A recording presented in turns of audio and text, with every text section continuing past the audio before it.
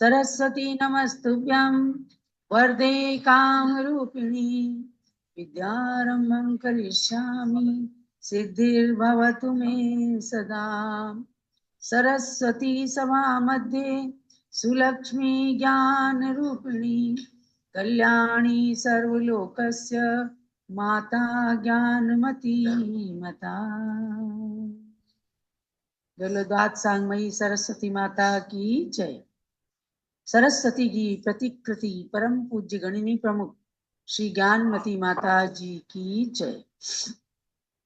भव्यात्माओं, द्वादशांग के अंश को निकाल निकाल करके हम सबको मक्खन की तरह प्रदान करने वाली पूज्य गणनी ज्ञानमती माता जी की छत्र छाया में हम ऐसे ऐसे महत्वपूर्ण विषयों को प्राप्त करते हैं, उनका स्वाध्याय करते हैं, जिससे निश्चित रूप से एक बार चिंतन करने की आवश्यकता हो जाती है कि हम कहाँ से आए हैं, कहाँ जाना है और किस किस प्रकार से अनादिकाल से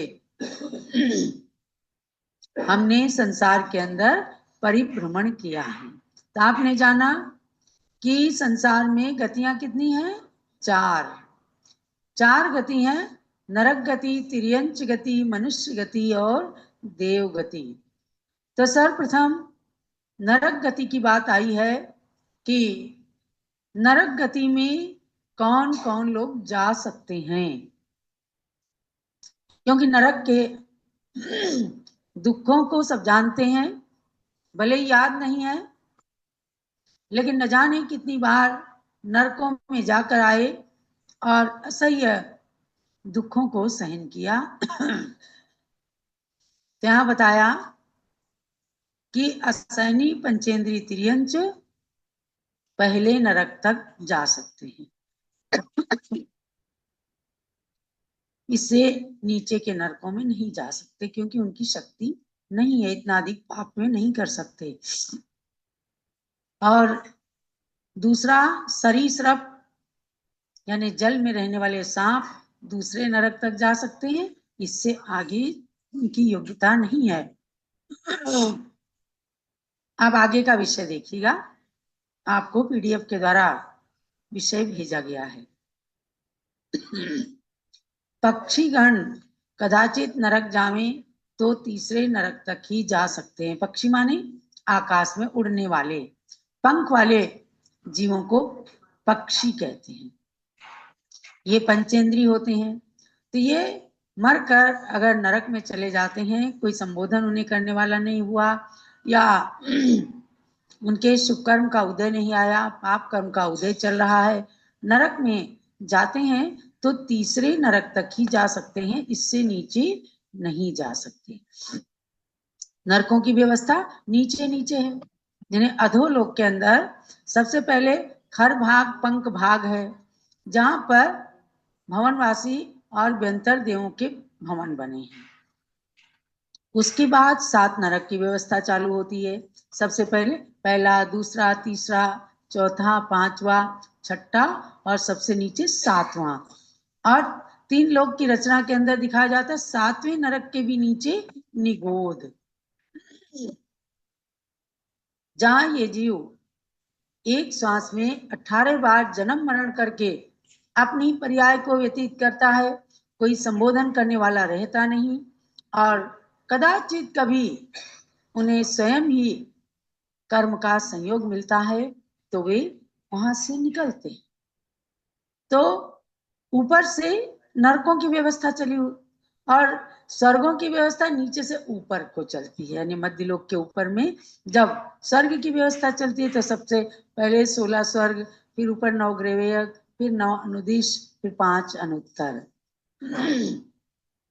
इस प्रकार से व्यवस्था चलती है। तो आपको आज विषय प्रारंभ करती हूँ। तो इसमें क्या हुआ कि पक्षीगण यदि नरक में जाते हैं तो तीसरे नरक तक ही जा सकते हैं, यही इनकी योग्यता है।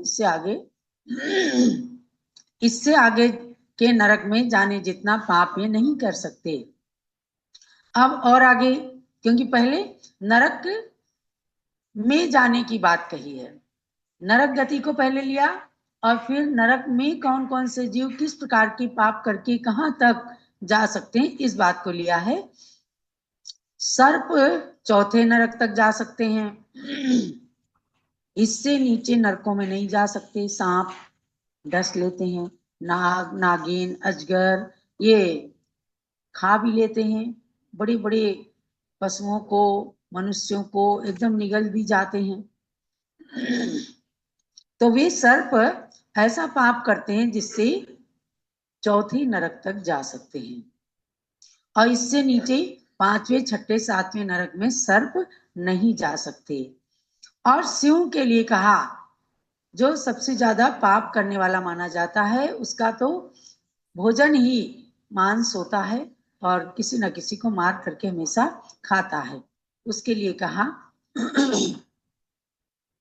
कि शिव कितना ही अधिक पाप क्यों ना करे, किंतु वह पांचवें नरक तक ही जन्म ले सकता है, छठे या सातवें में नहीं। ये कर्म सिद्धांत है, ये हीरे का कांटा है, इसको आपको जरूर जरूर जान लेना है। जानने के बाद अपने मनुष्य पर्याय की दुर्लभता का चिंतन करना है। तो क्या क्या क्या कहा कि सिंह अधिक से अधिक पाप क्यों ना करे, लेकिन वो पांचवें नरक तक ही जन्म लेता है, उससे नीचे नहीं। स्त्रियां अधिक से अधिक पाप करके भी छठे नरक तक ही जा सकती हैं, सातवें में नहीं, क्योंकि उनके उत्तम संगनन का अभाव है। यानी उत्तम संगनन, वज्र सब नाराज, वज्र नाराज, नाराज संगनन, ये उत्तम संगनन कहे गए हैं। और उत्तम में उत्तम वज्र सब नाराज संगनन, जिस संगनन के द्वारा मोक्ष जाने की शक्ति रहती है, उस संगनन से मनुष्य नरक में भी, सातवें नरक तक भी जा सकते हैं। तो स्त्रियों के लिए क्या कहा कि छठे नरक तक ही जा सकती हैं। बहुत है, छठा नरक कोई कम नहीं है, लेकिन उनकी स्त्री पर्याय की अपेक्षा कहा गया, चाहे चतुर्थ काल है, पंचम काल है, जो भी है, लेकिन स्त्रियों के लिए ये सिद्धांत जो दिव्य ध्वनि के द्वारा भगवान महावीर और गौतम गणधर स्वामी के द्वारा हमें प्राप्त हुआ, उसी सिद्धांत को धवला आदि ग्रंथों से निकाल निकाल करके छोटी सी पुस्तक के अंदर, नदी के जल को एक छोटी सी शीशी के अंदर भरने के समान पूज्य माता ने ये छोटी पुस्तक आपको दी है कि इसके द्वारा आप सठ खंडागम के कर्म बंध के विषय को, बंध स्वामित्व विषय की प्रकरण को आप जान लें। तो स्त्रियों की बात जानी, यानी पहले नरक से लेकर सातवें नरक तक जाने वाले जीवों की योग्यता का इसके अंदर वर्णन किया गया। तो स्त्रियों की बात हुई कि सातवें नरक में स्त्रियां नहीं जा सकती, उसका हेतु दिया है क्योंकि उनके उत्तम संगनन का अभाव। अब पुरुष और मत्स्य सातवें नरक तक गमन करने की शक्ति रखते हैं। पुरुष, क्योंकि द्रव्य पुरुष वेद से ही मोक्ष की प्राप्ति होती है, उत्तम संगनन वाले पुरुष ही मोक्ष को प्राप्त कर सकते हैं। इसलिए ऐसे मनुष्यों के लिए भी कहा कि सबसे अधिक पाप कर सकते हैं तो उत्तम संगनन वाले मनुष्य ही पाप कर सकते हैं, जो कि सातवें नरक तक जाने में सक्षम है। देखो शुभम चक्रवर्ती, चक्रवर्ती से ज्यादा तो शक्ति किसी की नहीं होती। शुभम चक्रवर्ती, उसने नमोकार मंत्र के अपमान के कारण सातवें नरक की के दुखों को प्राप्त किया। अब उसके साथ में कहा कि मत्स्य भी, ये कौन सा मत्स्य, साधारण मत्स्य नहीं, इसके लिए कहा है कि स्वयंभू रमण समुद्र में रहने वाले महामत्स्य और उसके कान में रहने वाले तंदुल मत्स्य यदि हिंसा करते हैं, या तंदुल मत्स्य जो कि सभी जीवों के खाने का भाव ही किया करता है, तो ये मत्स्य हिंसा के अभिप्राय से सातवें नरक में भी चले जाते हैं। सातवें में ही जाए नहीं, उनके पाप की बहुलता के कारण। तो कितनी बड़ी बात है कि जो स्वयंभू रमण समुद्र के अंदर 1,00,000 योजन विस्तार वाला महामत्स्य रहता है, और उसके इतना बड़ा शरीर है कि उसके शरीर के ऊपर कई कई टापू बन जाते हैं। उसके कान के अंदर एक मत्स्य रहता है, तंदुल मत्स्य, जो महामत्स्य के कान के मैल को हमेशा खाता रहता है। उसी से पेट भरता रहता है। लेकिन वो देखता है कि कितनी सारी छोटी छोटी मछलियां आई, जल के और भी जंतु आए, और महामत्स्य अपने हिसाब से खाता है। लेकिन तंदुल मत्स्य उनको देख देख करके कहता है, मैं तो होता तो न जाने कितने जीवों को खा लेता। ऐसी भावना करके खाता भी नहीं, लेकिन भावना करता है। भाव हिंसा के कारण वह तंदुल मत्स्य 7वें नरक में भी चला जाता है। इस अपेक्षा से मत्स्य को भी लिया है कि ऐसा तंदुल मत्स्य या महामत्स्य जो हर वक्त हिंसा में तत्पर रहता है, सभी जीवों के खाने का भाव ही किया करते हैं। पेट तो जितना भरता है उतना भरता है, जितना खाने से, लेकिन भाव बहुत रहता है। जैसे है ना, जितना परिग्रह लिया, जितना काम हुआ, लेकिन परिग्रह संचय संचय संचय करने की भावना रहती है। इसलिए कहा मूर्छा परिग्रह, परिग्रह में मूर्छा रखने वाले को ही नरक आयु आदि का बंद होता है। बाकी तो सबसे ज्यादा परिग्रह चक्रवर्ती के पास होता है। लेकिन अगर वे अपनी आत्मा पर ध्यान करते हैं, सदगृहस्थ के कर्तव्यों का पालन करते हैं, तो ऐसे चक्रवर्ती स्वर्ग और मोक्ष को भी प्राप्त कर लेते हैं। भरत चक्रवर्ती का उदाहरण है कि गृहस्थ में रहते हुए भी उन्होंने आत्मा का चिंतन सदा किया, तो उनको केशलोच करते करते भी केवल ज्ञान हो गया, और नरक में जाने वाले भी शुभम चक्रवर्ती जैसे भी रहे। यह उनके उत्तम संगठन का सदुपयोग और दुरुपयोग है। जिसने सदुपयोग कहा किया तो वह स्वर्ग मोक्ष को प्राप्त करते हैं। एक सुक्ति बड़े बचपन में सुना करते थे, मरे राज्य में नरक लहाए।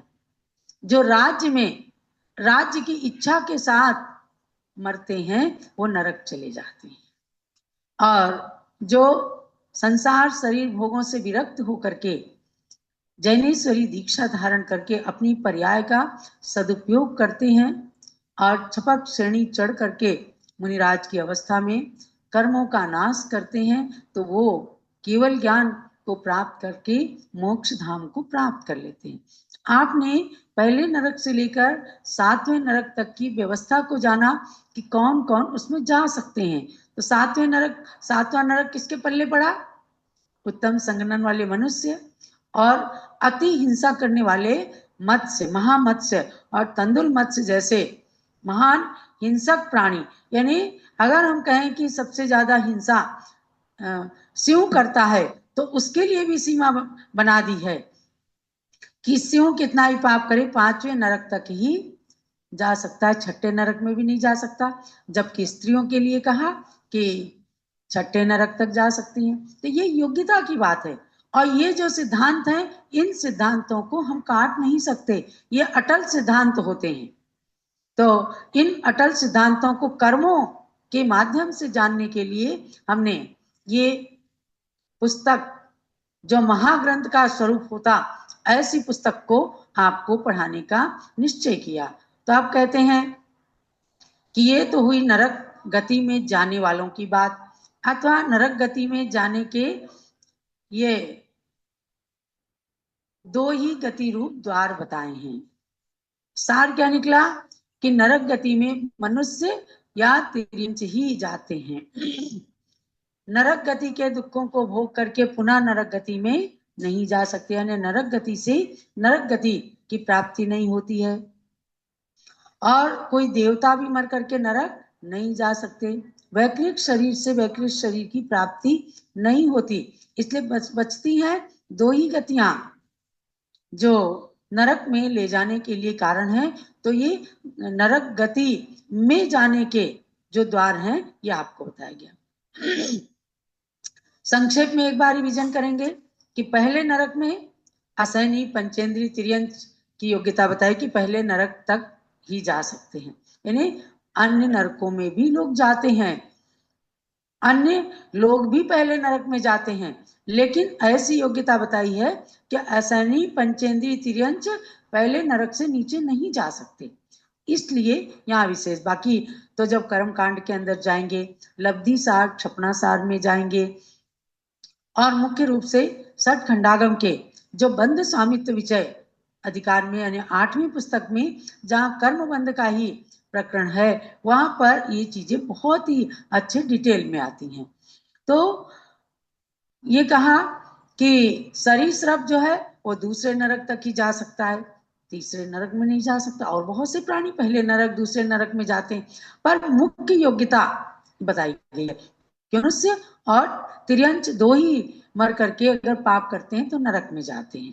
ये नहीं है कि ये नरक में ही जाते हैं, ये भी नरक में जाते हैं, तो इतनी इतनी योग्यता इनकी है, इस बात को जानना। अरे अच्छे कार्य करते हैं तो पशु और पक्षी भी अगर नमोकार मंत्र सुनते सुनते शांत भाव से प्राणों को तजते हैं, स्वर्ग में चले जाते हैं। देखो कुत्ते का जीव हम सुनते हैं कि मरणासन अवस्था में था और जीवनधर कुमार ने बड़े प्यार से हाथ फेरते हुए नमोकार महामंत्र सुनाया, शांति मिली उसे और शांत भाव से उसने प्राणों का त्याग किया तो सुदर्शन यक्षेंद्र हो गया, वो व्यंतर जाति का देव हो गया। तो ऐसे देवता की पर्याय में भी चले जाते हैं। एक शिव को जब मुनिराज ने संबोधन किया कि तो आगे जाकर अहिंसा का अवतार होने वाला है, तो उसने हिंसा का पूरी तरह से त्याग कर दिया और जाकर के स्वर्ग में उत्पन्न हो गया, वैमानिक स्वर्गों में उत्पन्न हो गया, कल्पवासी देवों में उत्पन्न हो गया। तो मनुष्य और तिर्यंच देवता भी बनते हैं, लेकिन अगर नरक में जाएंगे तो उनकी योग्यता यहाँ पर निश्चित की गई है। पक्षीगण को कहा कि वे मर करके अगर नरक में जाएंगे तो तीसरे नरक तक जाएंगे। देखो जटायु पक्षी की बात सुनते हैं अपन कि किस प्रकार से उसे पूर्व भाव का जाति स्मरण हो गया। दंडक वन के अंदर जब आहार देख रहा था और एकदम उस आहार को देखते देखते जाति स्मरण हो गया कि कभी मैंने इसी वन के अंदर यहाँ पर बहुत बड़ा राज्य था और मैं राजा हुआ करता था, मैंने ऐसे मुनियों को घानी में पिलवा दिया था। आप पढ़ते हो अभिनंदन मुनि आदि 700 घानी पेल जुमारे। तब ऐसा पाप संचित कर लिया, न जाने कितने जन्मों में कष्ट को भोगता भोगता कभी नरक में कभी तिरंच गति में जा जा करके, और अब जटायु पक्षी जो हुआ गृद्ध पक्षी, वो मुनि की चरण के गंधोदक में आके एकदम फड़फड़ाता हुआ गिरता है और उसके पंख बिल्कुल सोने जैसे हो जाते हैं। सती सीता ने उसे अपने पास रखा, उसके पैरों में घुंघरू बांध करके उसे नचाया करती थी और जंगल में भी चलते चलते सब आनंद लिया करते थे। उसने फिर आगे मांसाहार का त्याग कर दिया, आगे जाकर के उसका भाव भी सुधर गया। तो जब पाप कर्म के उदय आते हैं नरक में जाते हैं, और पुण्य कर्म के उदय आते हैं शुभ कर्म करते हैं तो स्वर्ग जाते हैं, और पशु की पर्याय से भी आगे अपने द्वार खोल लेते हैं तो मोक्ष तक जाने की स्थितियां उनकी बन जाती है। जैसे भगवान महावीर ने शेर की पर्याय से 10वें भाव में जाकर महावीर का स्वरूप धारण किया। तो इन नरकों में फिर चौथे नरक तक कहा सर्प जा सकते हैं, पक्षीगण को कहा तीसरे नरक तक जाएंगे, और शेर को कहा 5वें नरक से नीचे नहीं जा सकता, और स्त्रियां 6ठे नरक तक जा सकती हैं, और पुरुष उत्तम संगननधारी पुरुष और महामत्स्य तंदुल मत्स्य इनके अंदर 7वें नरक तक जाने की योग्यता होती है, क्योंकि उत्तम संगनन के साथ विशेष पाप करते हैं। भाव देखो, यानी कि हमेशा भाव अपने कितने अच्छे रखने चाहिए, भाव हिंसा भी होती है। तंदुल मत्स्य खाता नहीं है आने वाली मछलियों को, लेकिन भाव करता है कि ये खाता ही नहीं, कितना बेवकूफ है, और मैं होता तो सारी मछलियों को खा जाता। इतने भाव मात्र से 7वें नरक में जाने का बंद कर लेता है, गति बंद। ये जाने वाली बात आपने जानी है नरक गति में जाने की कि कौन कौन जा सकते हैं। इसलिए आपको में से कोई स्त्री है कोई पुरुष है, स्वाध्याय कर रहे हैं, जिज्ञासु स्वाध्यायी भाई बहन है, तो आपने को नरक में पहली बात तो जाना ही नहीं है, और जो जो जाते हैं उनके लिए भी भावना करनी है कि किसी के भाव नरक में जाने जैसे ना बनने पाए, ऐसे बैर के परिणाम कभी भी नहीं करने चाहिए। आगे कल विषय चलेगा 7वें नरक कि इन पहले से लेके 7वें नरक से निकले हुए जीव कहाँ कहाँ जन्म धारण कर सकते हैं। गति में जाने का, आपने पढ़ा नरक गति में जाने का। अब नरक गति से जाकर के कहाँ कहाँ जन्म धारण करते हैं वो विषय आगे चलेगा।